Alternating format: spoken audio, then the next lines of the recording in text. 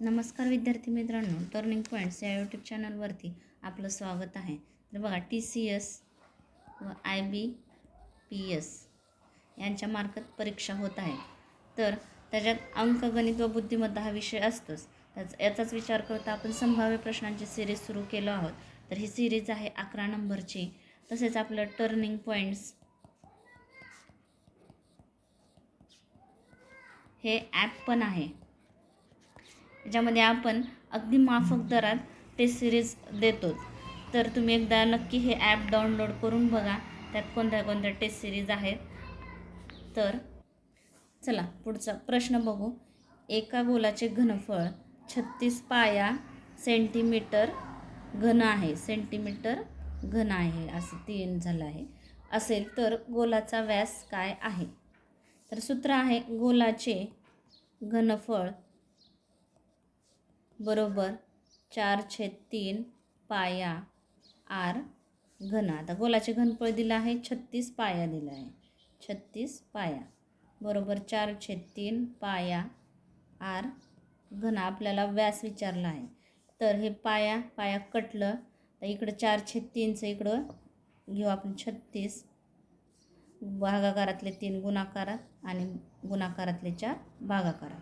4 × 1 = 4, 4 × 9 = 36, 9 × 3 = 27 R घन. आता 27 कोणत्या संख्येचा घन 27 आहे? तर 3चा घनही 27 आहे. म्हणजे दोन्ही बाजूचे घनमूळ काढले तर 3 आर. आर म्हणजे ही काय आहे? त्रिज्या आहे, 3 सेंटीमीटर. तर आपल्याला काय विचारलं आहे? व्यास.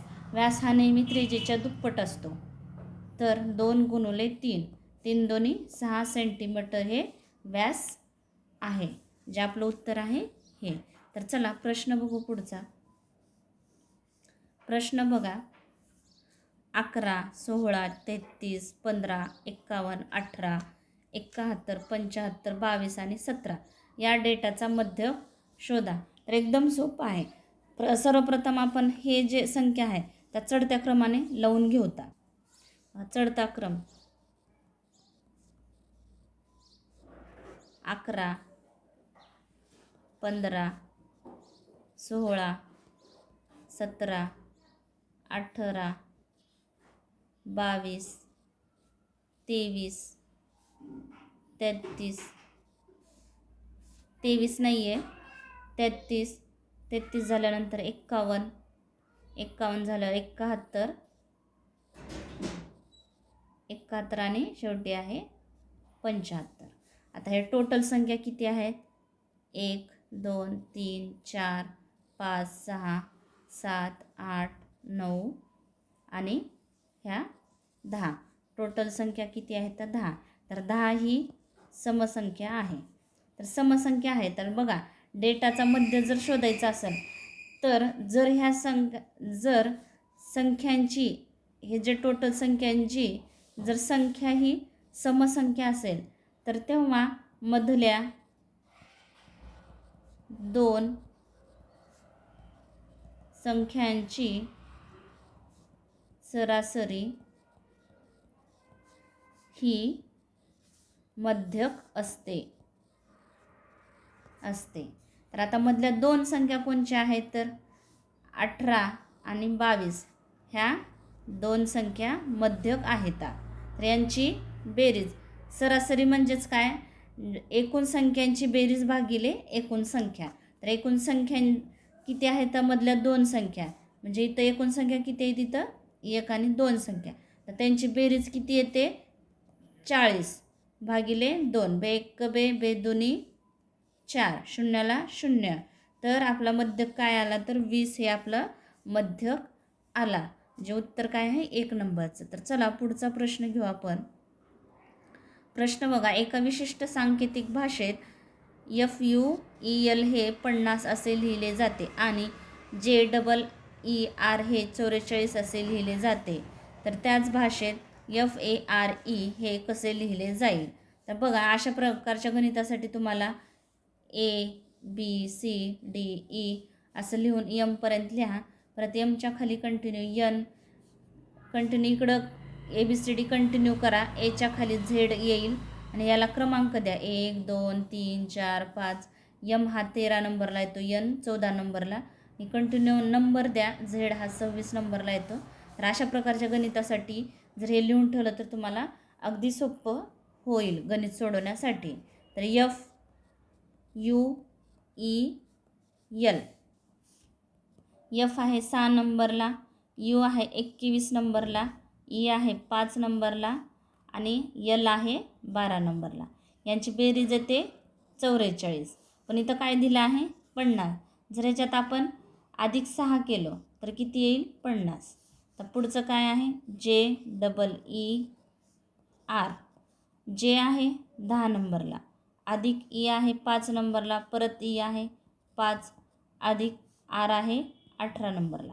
यांची बेरीज येते 38. अधिक 6 जर केलं तर 44. 38 आणि 6 44. आपल्याला विचारलं काय आहे तर F A R E. F आहे 6 नंबरला, अधिक ए 1 नंबरला, अधिक आर 18 नंबरला आणि ई आहे 5 नंबरला. यांची बेरीज येते 30. अधिक 6 जर केलो आपण तर 36 होतात. म्हणजे आपलं उत्तर काय येईल तर 36 हे आपलं उत्तर येईल. तर चला पुढचा प्रश्न घेऊ आपण. गावातील 10% रहिवासी पटकीने मरण पावले. त्यातून निर्माण झालेल्या तणावपूर्ण परिस्थितीमुळे त्या दरम्यान उरलेले 25% रहिवासी गाव सोडून गेल्यानंतर लोकसंख्या 4050 पर्यंत कमी झाली. तर गावातील रहिवाशांची सुरुवातीची संख्या शोधा. जर सुरुवातीची संख्या जर आपण x मानू तर काय म्हटलं आहे गावातील 10% रहिवासी पटकीने मरण पावले. म्हणजे 10% मरण पावले म्हणजे राहिले किती 90%. आणि परत त्यातून निर्माण झालेल्या तणावपूर्व परिस्थितीमुळे दरम्यान उरलेले 25% रहिवासी गाव सोडून गेले. तर 25% गाव सोडून गेले म्हणजे राहिले किती 75% लोक राहिले. आणि गेल्या लोकसंख्या 4050 पर्यंत कमी झाली. म्हणजे टोटल किती लोकसंख्या कमी झाली तर 4050% लोकसंख्या कमी झाली. आणि एकूण संख्या आहे आपली x गुणुले x. x गुणुले 100% म्हणजे 90% म्हणजे 90 भागिले 100 गुणुले 75% म्हणजेच 75 भागिले 100. हे शून्य कटला, हे शून्य कटला. 25 त्रिक 75, 25 चोक 100 बरोबर 4050. आता इथं x बरोबर 4050 गुणुले भागाकारातले 10 ने 4, गुणाकारात 10 गुणुले 4 आणि गुणाकारातले 9 म्हणजे 9 त्रिक 27.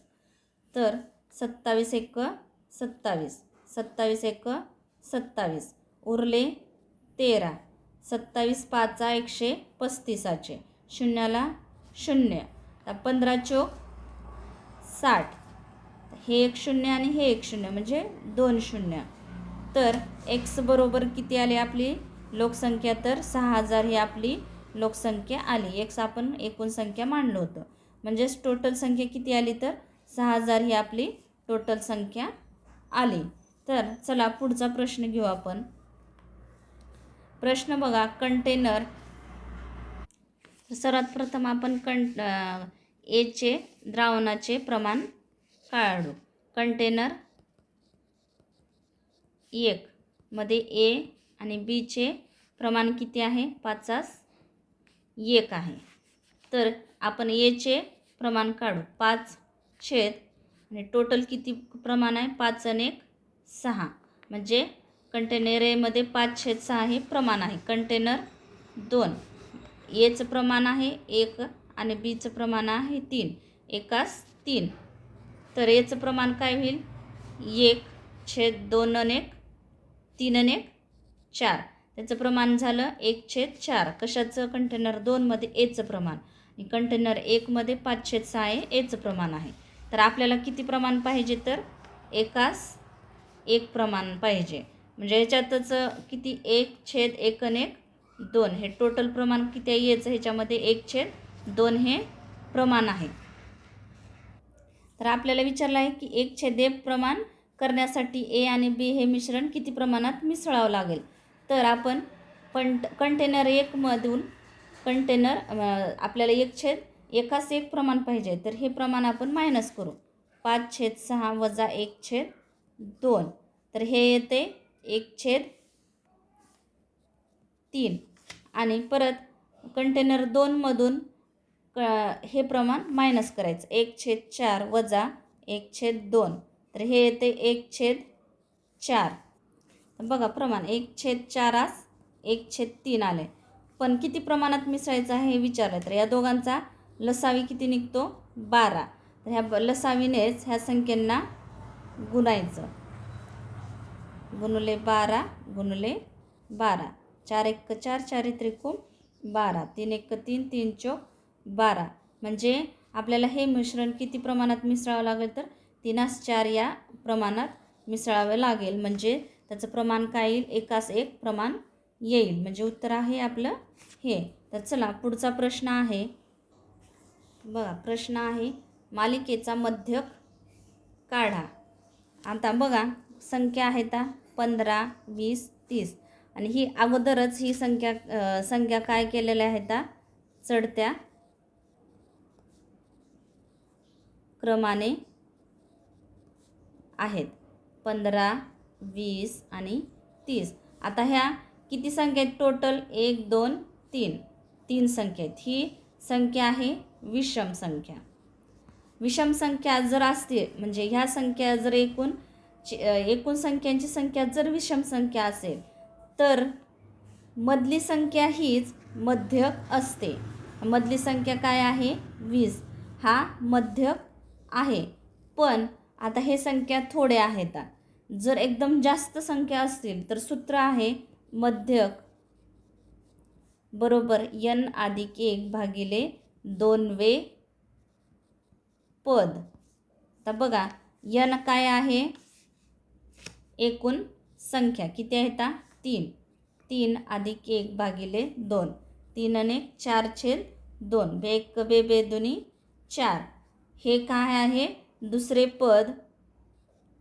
हेच या संख्येचा मध्यक आहे. तर दुसरे पद कोणतं आहे? त्या संख्या चढत्या क्रमाने लावून घ्यायच्या, आणि दुसरे पद कोणतं आहे? दुसरे, किंवा आता इथं छोट्या संख्या आहेत म्हणून दुसरे पद आहे. तिथं 7वे 8वे 100 आहे. जेवढ्या संख्या असतील ते संख्या टोटल संख्या घ्यायचं आणि n ठिकाणी ठेवायचं. तर इथं काय दुसरे पद म्हणलं आहे. दुसरे पद काय आहे? 20. बघा सूत्राच्या प्रमाणे पण आपलं गणित आलं. आणि टोटल संख्या मोजून जर विषम संख्या असतील तर ते मधली संख्या हीच मध्यक संख्या असते. म्हणजे आपलं उत्तर आहे 20. चला पुढचा प्रश्न घेऊ आपण.